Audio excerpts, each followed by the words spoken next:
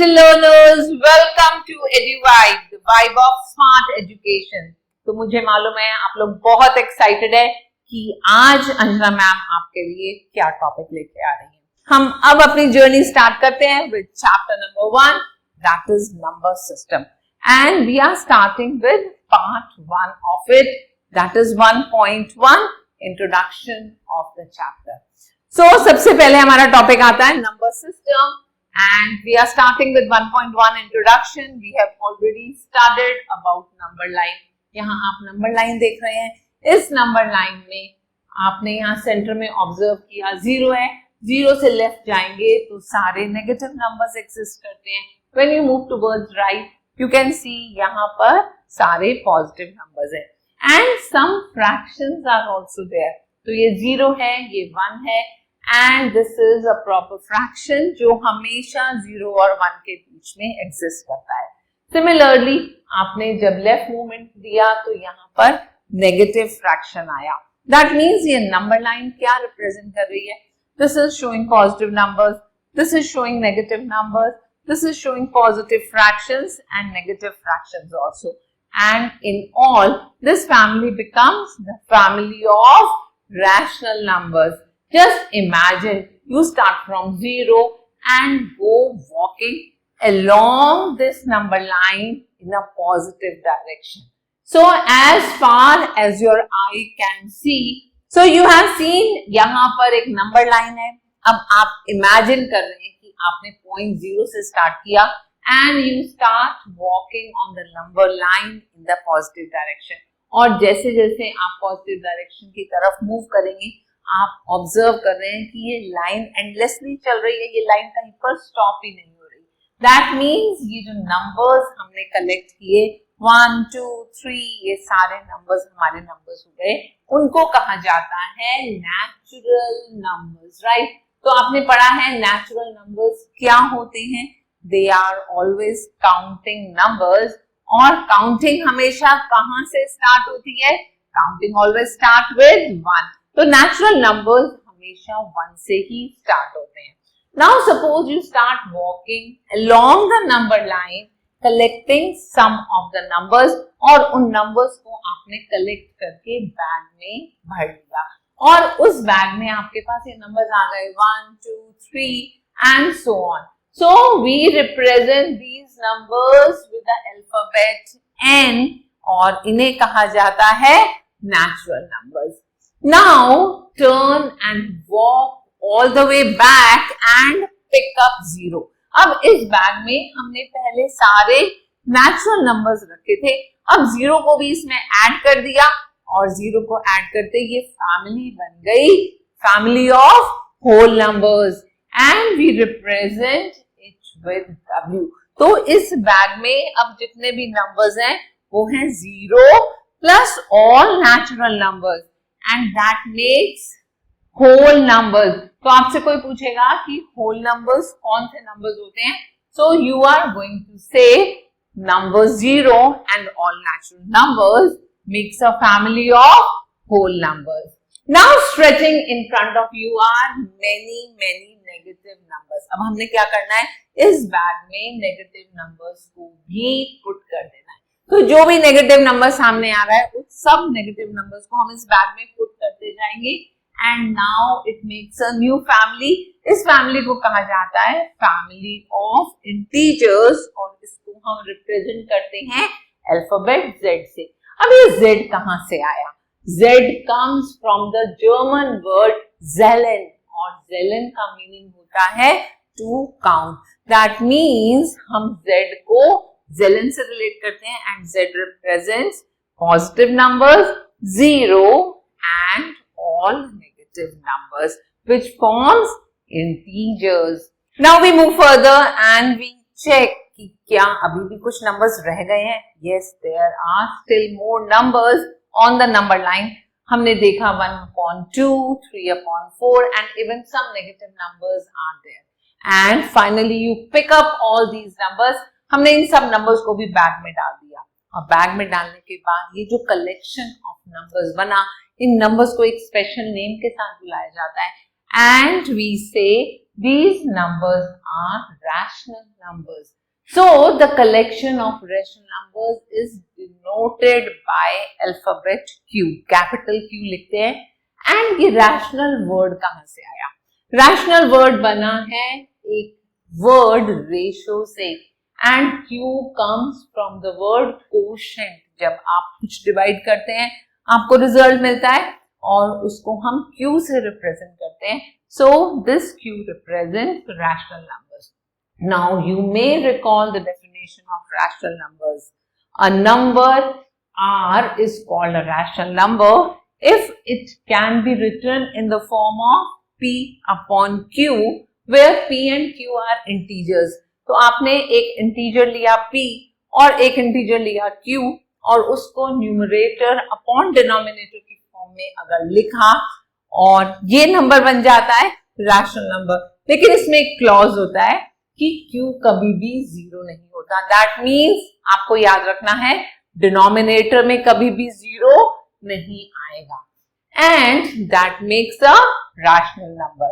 Notice that all the numbers in the bag, जब आपने जितने भी नंबर्स बैग में डाले वो natural number, whole number, fractions, integers, negative fractions, ये सब नंबर्स जो अब बैग में कलेक्ट हुए हैं उन्हें हम Q से रिप्रेजेंट करेंगे और उनको क्या बोलेंगे?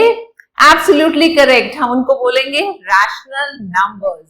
And it is expressed in the form of P upon Q, where P and Q are integers and Q is not equal to 0. अब कुछ एग्जाम्पल देते हैं. यहां हमने लिखा -25. अब -25 आपको देखने में इंटीजर लग रहा है, लेकिन अगर हम इसको लिखते हैं -25 upon 1, so numerator is -25 and denominator is 1. तो P बना -25, Q बना 1 and ये नंबर बन गया rational numbers. So rational number includes natural numbers, integers, fractions, ये सब चीजें एक फैमिली बनाती हैं और इस फैमिली को हम बोलते हैं rational numbers. Now moving further, you also know that rational numbers do not have a unique representation in form of P upon Q, where P and Q are in the form of integers and Q not equal to 0. मैं आपको example देती हूँ. अगर हमने लिखा 1/2, अब 1/2 है या न्यूमरेटर और डिनोमिनेटर दोनों को 2 से मल्टीप्लाई किया तो वो बना 2/4. इसी तरह 1/2 के न्यूमरेटर और डिनोमिनेटर दोनों को मैंने इस बार 10 से मल्टीप्लाई किया तो ये बन गया 10/20. दैट मीन्स ये सब नंबर्स आपके इक्विवेलेंट रैशनल नंबर्स बन गए. So it is never represented as a unique number. ऐसे ही हमने 1/2 को न्यूमरेटर और डिनोमिनेटर को इस बार 25 से मल्टीप्लाई किया तो ये बना 25/50. सिमिलरली अगर दोनों न्यूमरेटर और डिनोमिनेटर को हमने 47 से मल्टीप्लाई किया तो ये बन गया 47/94. एंड दैट मीन्स हम इन सबको बोलते हैं equivalent rational numbers or fractions. However, when we say that P upon Q is a rational number, or when we represent P upon Q on a number line, we assume कि Q को कभी भी 0 नहीं होना and P and Q have no common factors other than 1. That means P and Q should be co-prime numbers. Co-prime numbers कौन से numbers होते हैं जिनका highest common factor सिर्फ 1 होता है. So on a number line, among the infinitely many fractions equivalent to 1/2, we will choose 1/2 to represent all of them. तो आपको अगर 2/4 ड्रॉ करना है नंबर लाइन पर या 10/20 या इनमें से कोई और भी, तो हम इन सब को पहले सिंपलेस्ट फॉर्म में कन्वर्ट करेंगे and we will get 1/2. So 1/2 is going to represent any of these numbers. So easy. Say easy busy, lemon squeezy. Now let us solve some examples about the different types of numbers which you have studied in the earlier class. तो example 1 लेते हैं सबसे पहले. Are the following statements true or false? Give reasons for your answer. First is every whole number is a natural number.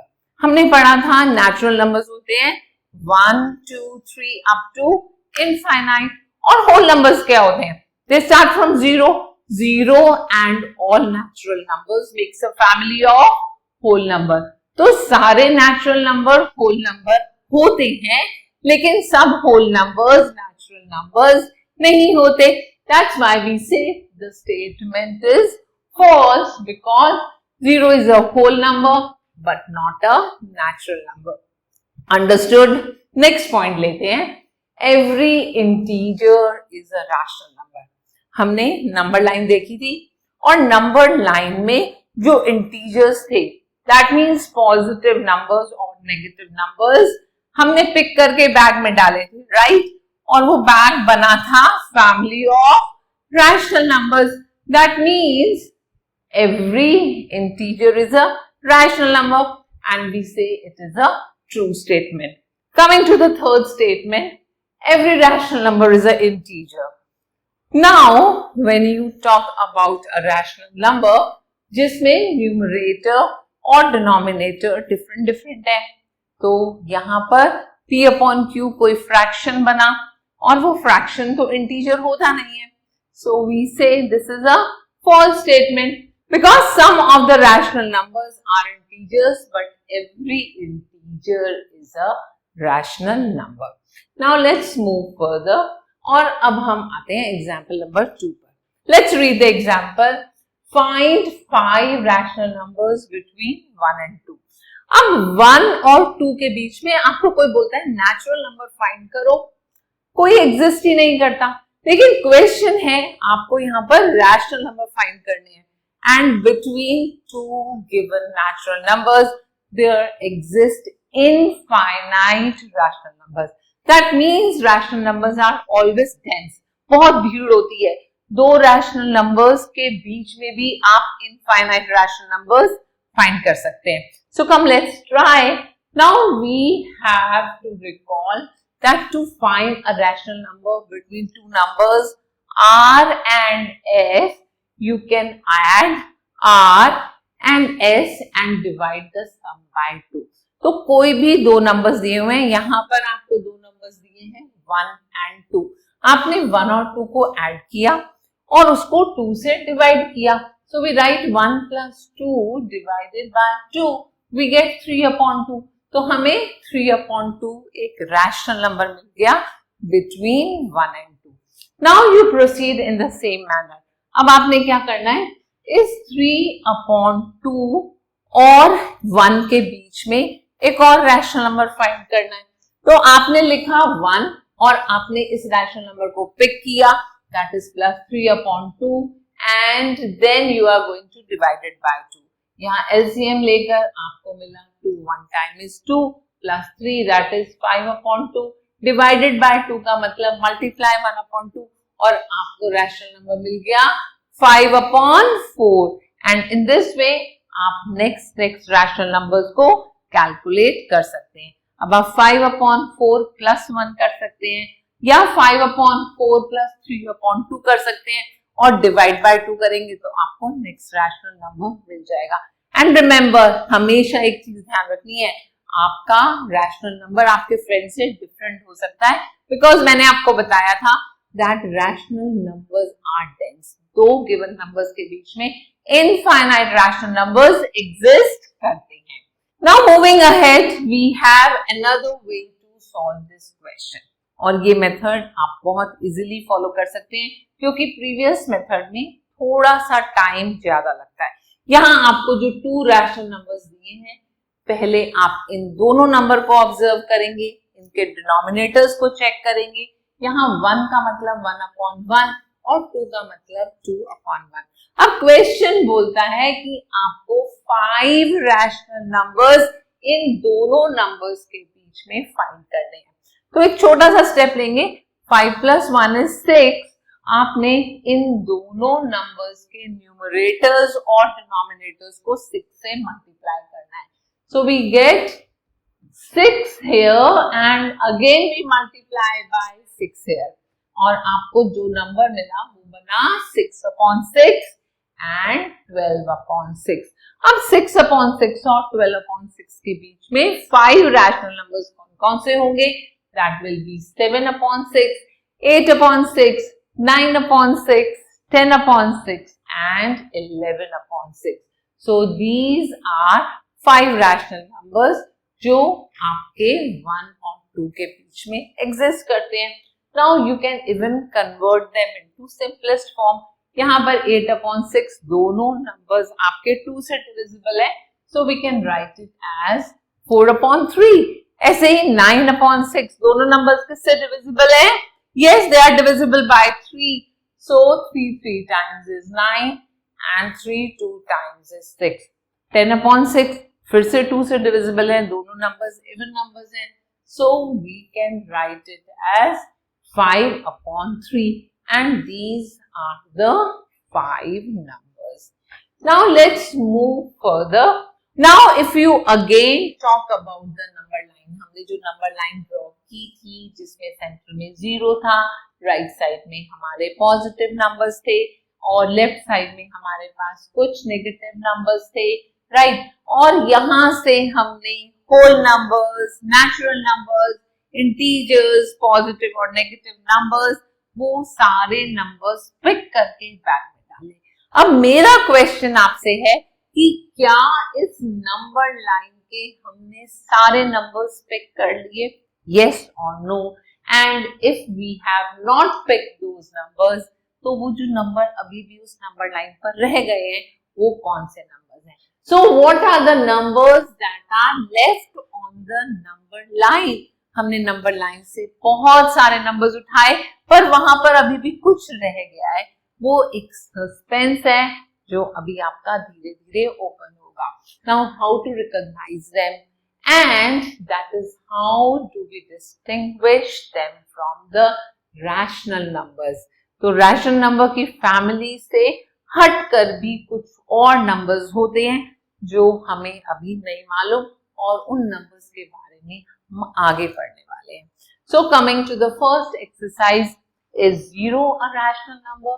Now if you write 0 as 0/1, तो क्या ये P/Q की form में लिखा गया? Yes, लिखा गया। So second question is, क्या डिनोमिनेटर 0 है? No, it's not 0. That means it is representing P/Q, where P and Q are integers and this Q is not equal to 0. So we say that 0 is a rational number and we can write it in the form of P/Q, where P and Q are integers and Q is not equal to 0. Next question is, you have to write 6 rational numbers between 3 and 4.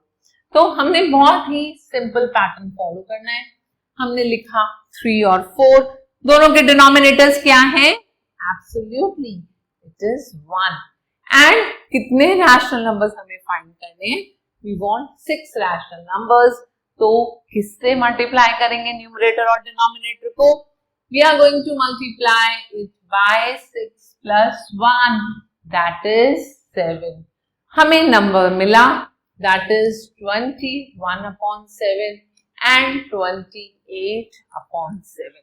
और 21/7 और 28/7 के बीच में rational numbers मिल गए 22/7, 23/7, 24/7, 25/7, 26/7 and 27/7. So these are your required numbers. Very interesting. Come to question number 3. You have to find 5 rational numbers between 3/5 and 4/5. Again here we have same denominator. Denominator क्या है यहाँ पर? 5. और हमें चाहिए 5 rational numbers. और 5 rational numbers इन दोनों के बीच में तो हमें नजर नहीं आ रहे, 3 और 4 के बीच में, तो इसलिए 5 plus 1 is 6. न्यूमरेटर और डिनोमिनेटर को हम मल्टीप्लाई करने वाले हैं 6 से. So we get 18 upon 30 and यहाँ पर मिला 4 6 times is 24 upon 30 और 18 upon 30 और 24 upon 30 के बीच में हमें मिल गए 5 रैशनल नंबर्स. कौन कौन से? 19 upon 30, जल्दी जल्दी बोलेंगे. 20 upon 30, wonderful. 21 upon 30, good going. 22 upon 30, 23 upon 30. And this becomes your answer. Now we move further and we have question number 4. Read करते हैं question. यहाँ पर आपको बताना है कौन सी statement true है और कौन सी false. Every natural number is a whole number. This is true because whole number is a family of all natural number plus क्या add किया था बैग में? 0. And next is every integer is a whole number. So when you talk about integers, positive integers भी होते हैं, negative integers भी होते हैं. Negative integers whole number नहीं होते. So we say this is a false statement because negative integers कभी भी whole numbers नहीं होते. Understood? And the third one is every rational number is a whole number.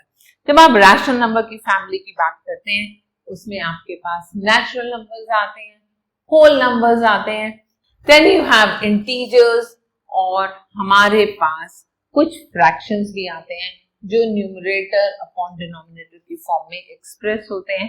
But whole numbers सिर्फ आपके वो numbers होते हैं जहां पर कोई डिनोमिनेटर नहीं होता. And so we say that this is a false statement. Every rational number is not a whole number because there exist few fractions, few negative integers inside those family of rational numbers. Okay, now let's move to the next topic.